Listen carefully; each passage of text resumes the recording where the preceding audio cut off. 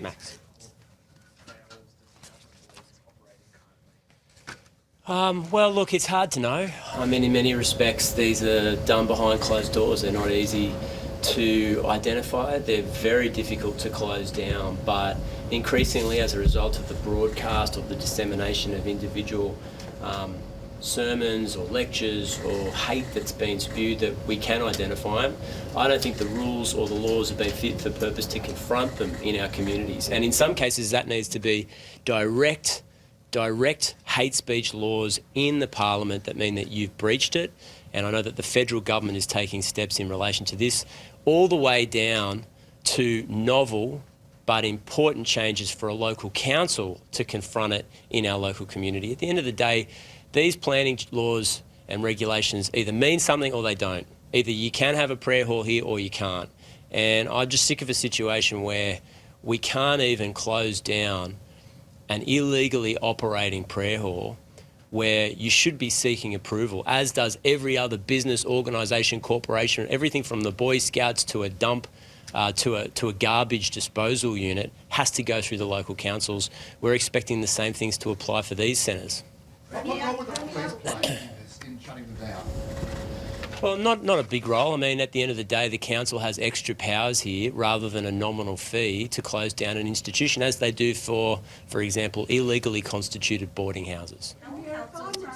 Yes, Anne. Prayer group in my house every Thursday with 20 people. Am I running an illegal prayer No, hall? you're not. No, it would be the nominal purpose of that site would be the gathering, a religious gathering, to have a prayer group in that site. And if it was the case that it was operating for another purpose, or it was someone's home, or it was a study group or a Bible group or some other religious affiliation, then it wouldn't apply. So don't you just push them further into the shadows? Yeah, look, I've seen that argument in the past, but at the end of the day, it's sort of the releasing a little bit of steam argument, in the sense that, look, we need to have it operating at a certain level in our community, and as a result of that, if it does, A, it will lower the temperature somehow. This is the argument. It'll lower the temperature somehow.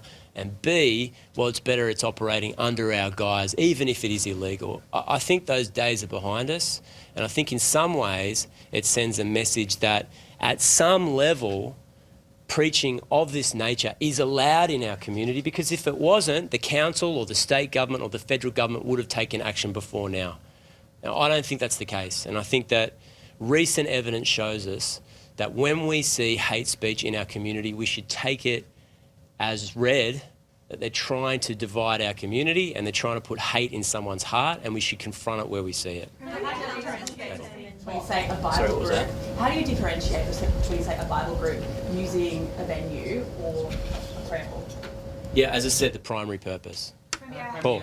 On hate speech, why should the tougher laws only apply when the ground that someone is being victimised on is race or religion? Or do you think that the federal government should consider all protected attributes, including, for example, sexuality? Yeah, look, I'm not going to front run their proposed reforms. I'm waiting to see what they are, and when they're introduced, I understand they're imminent. They're not far away. They're really important. I know that this is an area of the law that is not easy to codify, but is absolutely essential that we do it. And I'm sorry, my sense is, despite the difficulty, state governments, federal governments, including my own governments, have been reluctant to step into the breach here because we can't make the perfect law. And I've said in the past, when we introduced hate speech laws in New South Wales that didn't apply to all vulnerable communities, it was because I didn't want to make perfection the enemy of the good, or leave a glaring error or gap in the law that would see someone being able to preach hate. And in many cases, it should be common civility to apply, the way you interact with somebody, not necessarily the law. But when it comes to racial hatred, we should have very bright, clear red lines. Have you consulted with religious leaders on this and what have they said? Not directly, but my understanding is the organisations, our government organisations, have been speaking with different religious groups and organisations. I mean, in many respects, you have to understand that some of our big mosques, our big synagogues, our big churches have gone through an enormous process, a difficult process to get approval for their mosque or their church or their cathedral. And to see someone operate another one down the road without any kind of approval, I mean, it does fly in the face of the considerable expense and time that they've gone through to get the proper approvals in place. And it might not just be in relation to hate speech. It might not just be in relation to divisive preachers in suburban streets. It might be as simple as traffic, or the ability for a council to say this isn't appropriate in this suburban street. So I'm hopeful these laws are taken by local councils. I've seen some mayors that say, great, we don't want to just apply a nominal fine here, we want to actually take action. I've seen some other mayors on television this morning, one from Fairfield in particular. I mean, that guy's always on TV whinging about something. At the end of the day, it'd be great if you could just grab these initiatives and say, you know what, I'm going to do my bit. Premier. Yes. How are you going to ensure, you said it's applicable to all religions, how are you going to ensure that it doesn't just target, I mean, it's the subtext within the announcement that it's targeting radical Islamist preachers, but how are you going to ensure that it applies to every religion equitably, or just other people using prayer laws? No, I mean, it applies to everyone. That goes for all of our legislation. That goes for all of our hate speech laws. And I think the best way of demonstrating the government's commitment to have this applying across the board is that people will be arrested and charged for hate speech regardless of who it applies to. And that's happened over the last 2 years since we introduced hate speech legislation. That applies equally for a young woman that might be wearing a scarf in a suburban street in Sydney as it applies to an Orthodox Jewish man in Bondi. If you are preaching hate and vilifying someone on Sydney streets, then we have introduced laws to take you on, to confront you, to say that this is not tolerable in a multicultural community in Sydney in 2026. Young adults who refuse to move, how would you force them to move? I mean, self-evidently with this legislation. You've indicated that for any new place of worship, police will need to be consulted before approval is given. What does that consultation look like? Do they actually need to tick it off?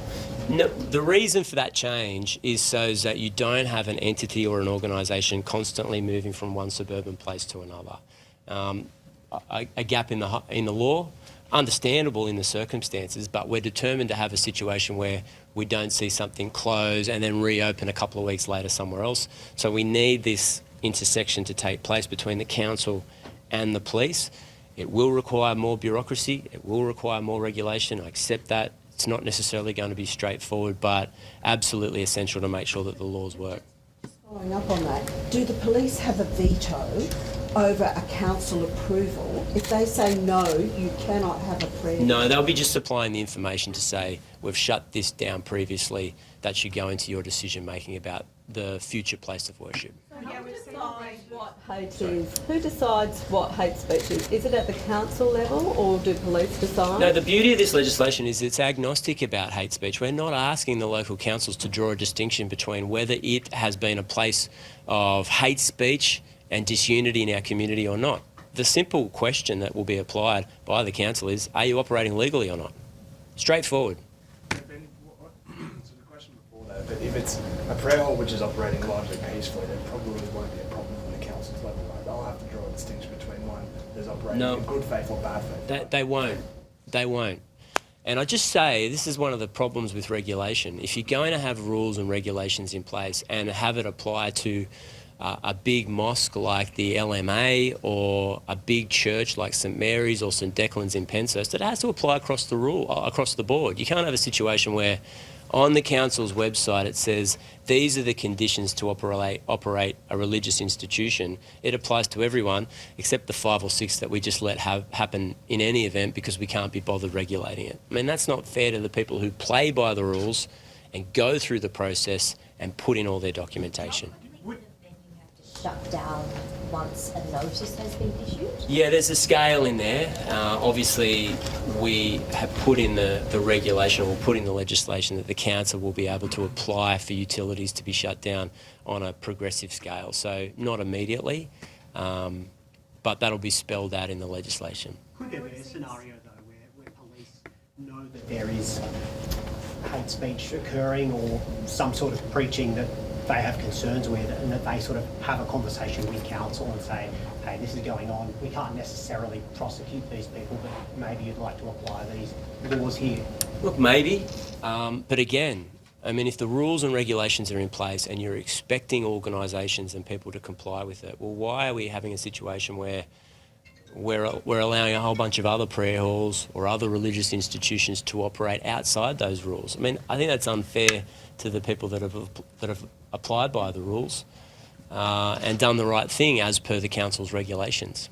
Premier, we've seen this wave of attacks on mosques and prayer halls that have been largely operating peacefully as far as we know, and you're aware of that as well. I mean, how does the government ensure that the sort of language that is used here, and of course, as Fareed said, the subtext is radical Islam, that, you know, these sorts of attacks don't continue to happen? Well, look, I mean, I want to make it really clear that our rules are in place and they apply to everybody equally. We can't have a situation, and we will not have a situation, where racism is tolerated or vilification is tolerated against anyone in Sydney. But by the same token, I can't be and I won't be in a situation where I believe there's a problem, a pressing problem in Sydney, and I can't speak out about it or introduce legislation to confront it. I mean, this is important, and it's not the end of the changes that we're proposing in New South Wales. We've seen the worst terrorism event in Sydney's and in Australia's history, and it's not even 1 month old.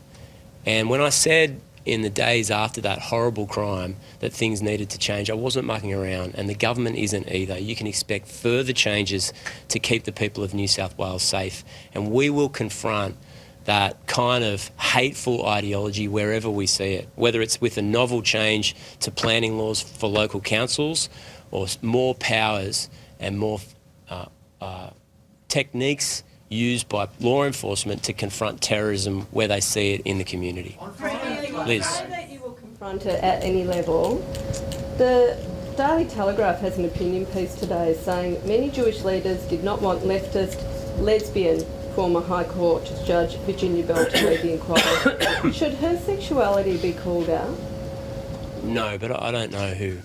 I'm not sure. I haven't read the article. Most prominent newspaper, City newspaper today. They are labelling her sexuality. Have we ever seen that? It was Andrew Bolt. Yeah, of course not. No. I mean, would you discourage that sort of call? She's going to head up the Royal Commission into this. I mean, the short answer is yes, absolutely. She's an eminent jurist. She's got a difficult job ahead of her. I think that fair-minded people, and I wouldn't include that columnist in that category, but fair-minded people would say, well, why don't we just wait and see what happens as a result of the inquiry? Someone that's been a leading figure in the High Court, someone that's led some of the most difficult and complicated cases. She's got a big job ahead of her. I think you'll find that many Jewish leaders, having heard that she was responsible for the Royal Commission, said, great, that's what we've been asking for and that's what the Commonwealth Government's delivered. We've got confidence in it and will completely and fully cooperate with the inquiry. Liz, sorry. Will the government explore options to clamp down on the group, or are you expecting this legislation to help with that? No, I mean, potentially, but that designation is a federal government decision, and I'm hopeful that they make it. I'm hopeful that they make it soon. Just to follow up on that, obviously Canterbury Bank sounded unilaterally moved to shut down the prayer hall initially. Did the government or police have a sense that this was Ahmedad or his group was going to set up in another prayer hall, and this is why you moved to do it? No, I wouldn't jump the gun there, but we're thinking ahead about potential loopholes in the legislative changes that we make. But can I just say, we'll keep making them. We'll keep making the changes that we think are necessary to keep the community safe and to stop hate preaching in the suburbs of Sydney or anywhere else we see it. A couple of other matters. Sorry, Inspector Amy Scott has Yes. been diagnosed with an aggressive and rare form of breast cancer. Can I just get reflections from both of you?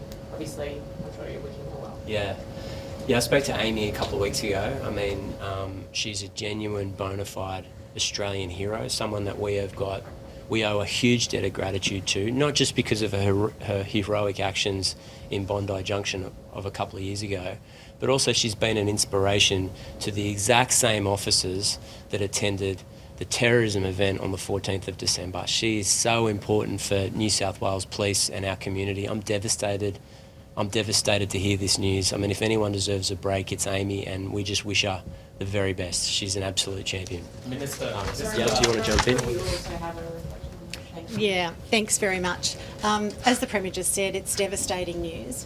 Amy really is the epitome of the brilliance of the New South Wales Police Force. The whole police family are suffering at the moment with the knowledge of her diagnosis. We wish her and her family well.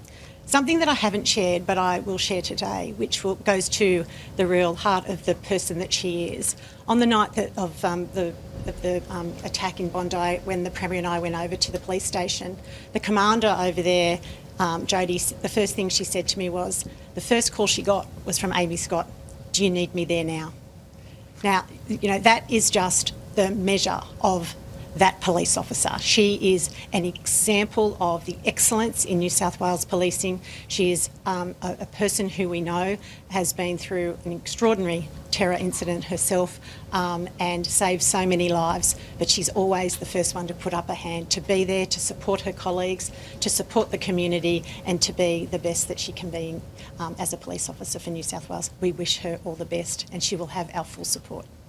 Minister, just on the Royal Commission, these fissures between and fractures long known, speculated about between... Right, that's where we're going to leave the New South Wales Government press conference here. The Premier announcing that local councils will be given new powers in New South Wales to shut down so-called factories of hate. These are the prayer halls which have been hosting hate preachers, ones that have been operating without planning approval. So they're going to be new laws introduced to state parliament within weeks.